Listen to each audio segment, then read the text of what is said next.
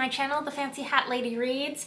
Every spring at Easter, I participate in the New York City Easter Bonnet Parade, which is mostly like people wearing extremely ornate homemade things on their heads. And so this is the hat that I made this year for the Easter Bonnet Parade. I acknowledge that it's kind of going out of frame here. There's large feathers. I'm gonna duck down so you can see the whole hat and then do a little turn around. I hope that was enough of a display of the hat. It's made out of mostly like paper folded and painted except for the feathers. Like there's gift wrap and newsprint and book pages all happening here. It took an awful long time after Easter for me to film a video in this hat though, so it's no longer exactly timely, but it feels appropriate for a very large book haul, which is I think what I did last year too. I haven't done a book haul since I think like the end of October.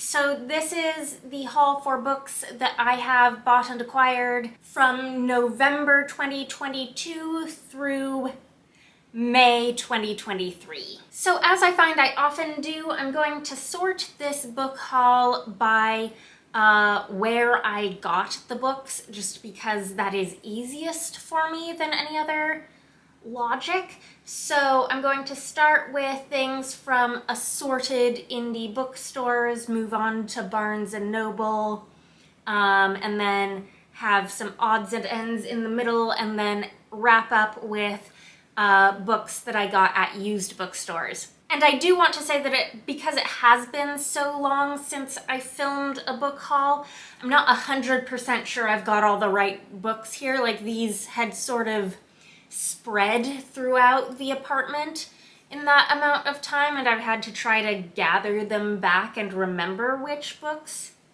I still needed to haul. I hope this is all of them. But the first stack of things I got from indie bookstores first is probably the only book on this list that I've already done like an actual review for on this channel. This is A Rake of His Own by A.J. Lancaster. This is the spin-off novel to the Stariel Quartet. This is a Fae Fantasy of Manners romance series, and my review of this series is my previous video to this one on my channel, so you can find it. This is a self-published series, but I've been able to reliably get the print editions from Strand Bookstore online. Another self-published title that Strand had in stock online was this one, The Lights of Ystrac's Wood by Alexandra Rowland. This is the second book in the Seven Gods series of novellas. The first was Some by Virtue Fall. I think these are companion stories. I don't think you have to read them in order, but I am reading them in order and I haven't read this one yet. And then possibly my most recently acquired book in this entire haul is The Moth Keeper by Kay O'Neill. This is their new middle grade graphic novel, and this I will pick up probably just about as soon as I can. I'm in theory reading a bunch of things right now that I'm not making much progress on, and I want to finish some of them before picking up anything new, but this is what I'm eyeing right now. And then these next two I think I got from McNally Jackson here in New York. The first one, which I've already read, is A Strange and Stubborn Endurance by Meadows. And then the second one, because I was in like a fantasy romance mood when I went to that bookstore apparently, is A Restless Truth by Freya Marske. This is the sequel to, blanking on the title of the book, A Marvelous Light. This is the other one that I'm sort of hankering to get into right now. Who knows if I'll still be in that mood by the time I finish some of the books I'm actually trying to read at the moment. We'll see. And then on to the Barnes & Noble purchases. The first, which I almost forgot that I have this and haven't read it yet. This is The World We Make by N.K. Jemisin. I should read this summer. This is the Barnes & Noble exclusive edition, which is the only way I know for certain that I got this from Barnes & Noble. I'm pretty sure I pre-ordered it. I think this is the first time that I've ever bought a Barnes & Noble exclusive edition. It supposedly has some like extra content, but I think it's just this little like 4-page Q&A in the back, which is nice. But the reason I ordered this is because I like the colors of this cover better than the normal edition. It's just like more colorful and it pops more. I don't know. And it must have cost the same, or I don't think I would have paid extra money for an exclusive edition. And then 2 books that I know I bought in a Barnes & Noble because they both have the buy one, get one 50% off sticker on them. So that's also presumably why I bought them. I think the same month, these were the, they were both monthly picks. This one, A River Enchanted by Rebecca Ross, was the adult speculative fiction monthly pick, the same month that Vespertine by Margaret Rogerson was the YA pick. I liked Sorcery of Thorns by this author. I want to read more by her. I've heard really good things about this one, even though I know it's got some like darker necromancy magic in it, which would normally not be my thing. And then A River Enchanted is supposedly a sort of folklorish fantasy thing, so it's in my like genre niche, so I feel like I should read it. And then this last stack of books that I got from Barnes & Noble were all from the after Christmas hardcover sale that they had, so it might have been all hardcovers 50% off, and I had a gift card from Christmas, and I bought this big stack of hardcover like 2022 releases. First is Strike the Zither by Joan. This is going to be the first in a series. I don't remember if it's meant to be a duology or if there's more than that. It's at least going to be 2 books. The Way Spring Arrives and Other Stories, edited and collected by Chen and Regina Kanyu Wang.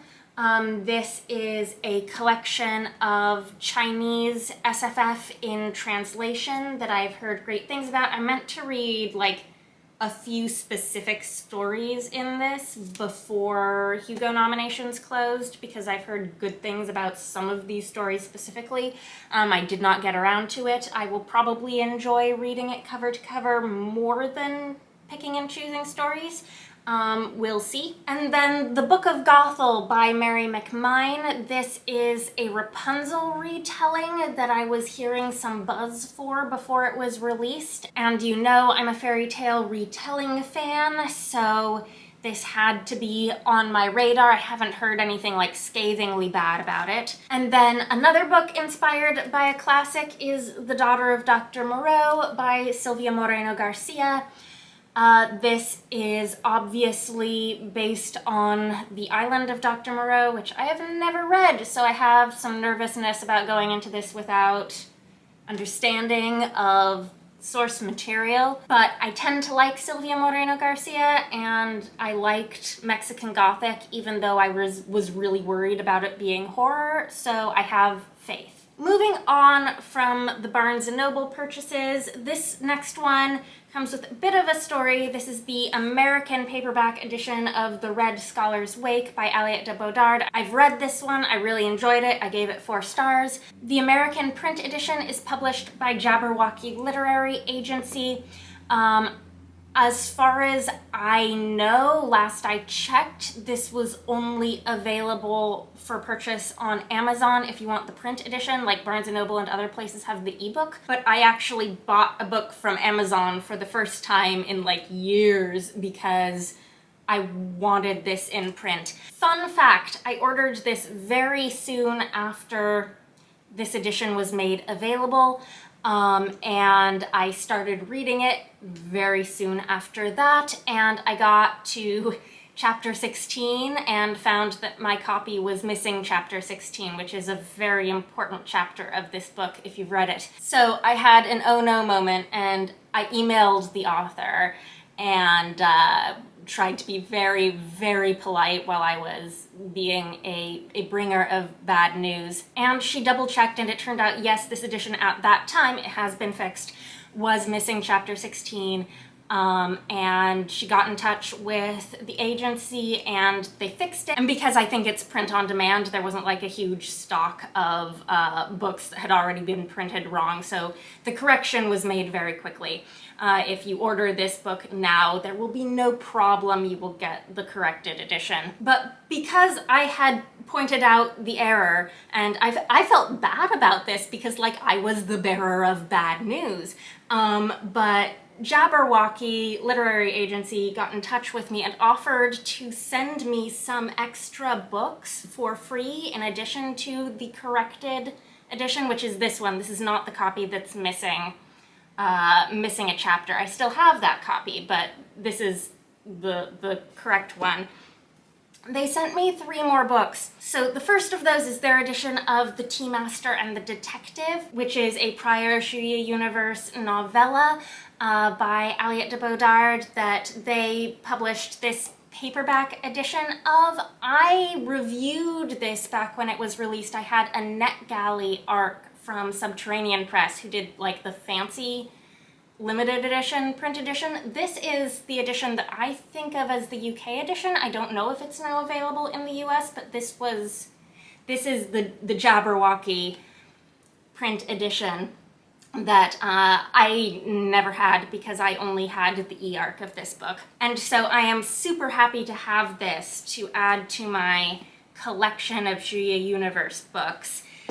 And then they sent me 2 more books by Sylvia Moreno-Garcia, who they represent as an agency. These are the new print editions of Signal to Noise and Certain Dark Things, which are older backlist titles of hers that have been out of print and harder to find. Signal to Noise, I remember, was the first book of hers that I ever heard about and decided to add to my TBR and say I wanted to read it, and then I never got around to it because I was reading her more recent books instead, but this one I believe is magical realism.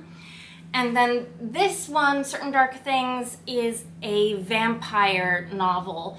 And I've also heard great things about this, although I know I'm going to have to be in the right mood for like a darker book, but I know that's possible for me. I just need to be careful about when I pick up darker books. Another very kind book gift I received from a friend was these 2 arcs of now released early 2023 Tor.com novellas, which I still haven't read, but I really want to read both of them because they're both out now and I've heard good things about them. The first is The Mimicking of Known Successes by Malka Older.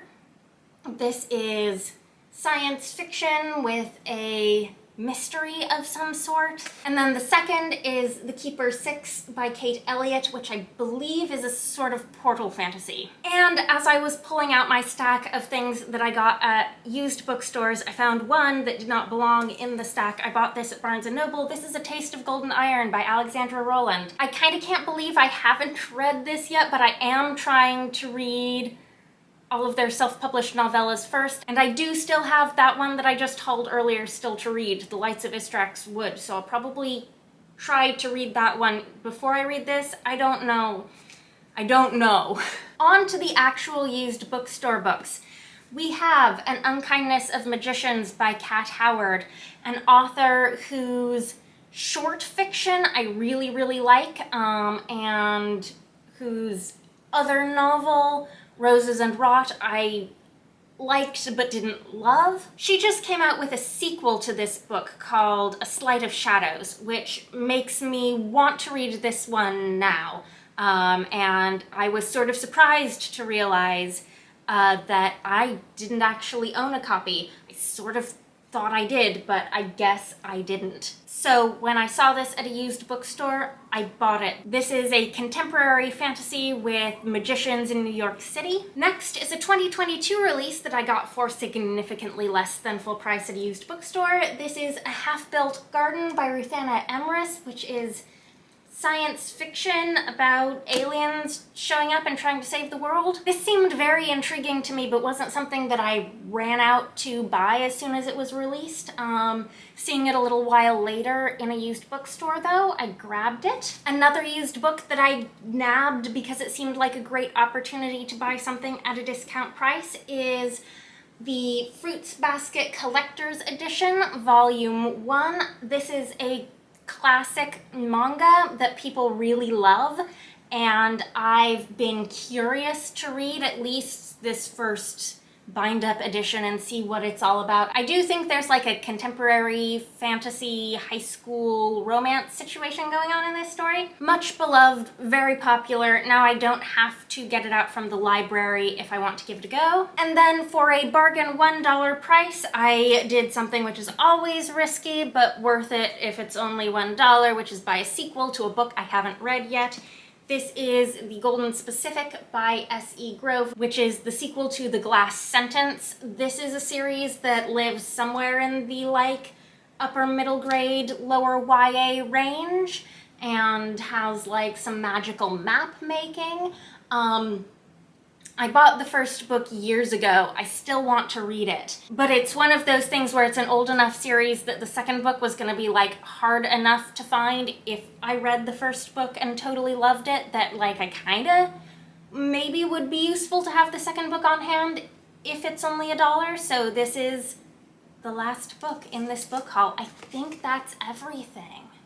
Whoa. Fun fact, super secret, that was not actually everything. There was one more used book where as I was filming, I stopped and realized that, oh no, I bought a duplicate copy of this book. I already owned it in a different edition. Both editions though I had bought used for not very much money. So this was a forgivable mistake, but I now have a duplicate copy of one secret book that you're not going to know because I'm not going to leave it.